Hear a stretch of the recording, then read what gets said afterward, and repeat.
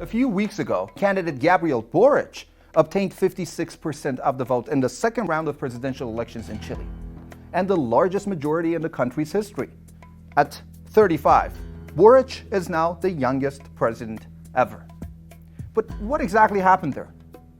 Why did Chile suddenly turn in the other direction? Or was it in the making a long time ago? Hello and a warm welcome to you all. You're watching Chile in a nutshell.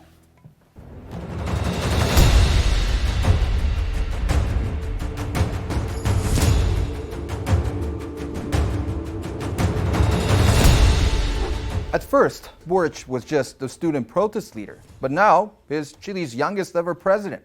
He has promised ambitious changes for a country that has been rocked in recent years by mass demonstrations against inequality and corruption.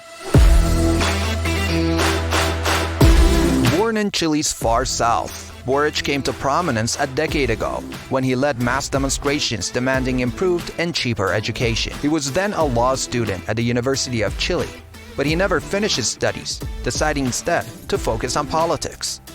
In 2013, he was elected to Congress as an independent, representing his Magallanes region, and was later re-elected to a second term with a landslide victory. Boric belongs to a generation deeply opposed to the extreme economic model bequeathed to Chile by the country's former dictator, General Augusto Pinochet. The dark times in Chile. Pinochet took power after the government of ex-Chilean President Salvador Allende was overthrown in a US-backed coup in 1973. When Pinochet took control, thousands of Chileans were disappeared, tortured, and killed during the ensuing dictatorship, which lasted until 1990 and whose legacy hung over the recent Chilean vote. Allende was a democratically elected leader who is loved and respected by Chileans. But what Pinochet did to the country still fuels hatred and anger among people. The president-elect, who will be sworn in March, said the time had come for a radical overhaul of Chilean society and its economy. But that's just easy to say. Boric faces not only a divided country, but also a fractured parliament, worried investors, and a slowed economy, which is the result of the recent political upheaval and the pandemic. The election was a referendum on Chile's past 4 decades. While Kast backed the principles and institutions that brought unprecedented levels of prosperity, his rival pledged a new order based on left-wing populism and identity politics. In his first speech, Boric announced plans to end Chile's private pension system.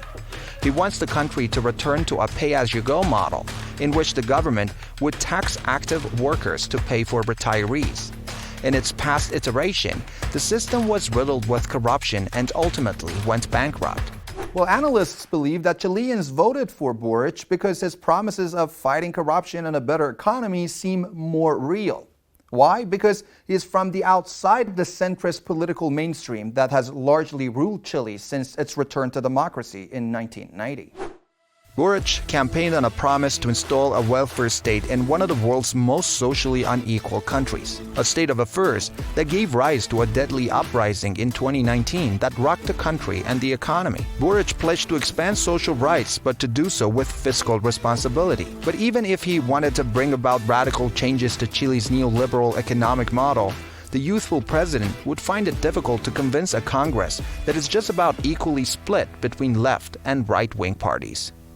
This means that to keep his promises, the new president is going to have to negotiate and make deals and alliances. Well, this could weaken his appeal among backers with high expectations for rapid change. If the government of Boric gets caught up in negotiations, things might get difficult. People who voted for him could become frustrated. So it's not just discontent on the right and distrust on the right, but also disappointment within his own base. There may be people that pull their money out of Chile, and investors will not come in. That will affect the economy, and then people might go back on the streets. Boric says he has a plan, and people trust him. He has once gained the trust of the masses who were tired of traditional mainstream politicians. He made history by winning the election, and Boric might be able to make history again. You've been watching Chile in a nutshell. We'll see you next time.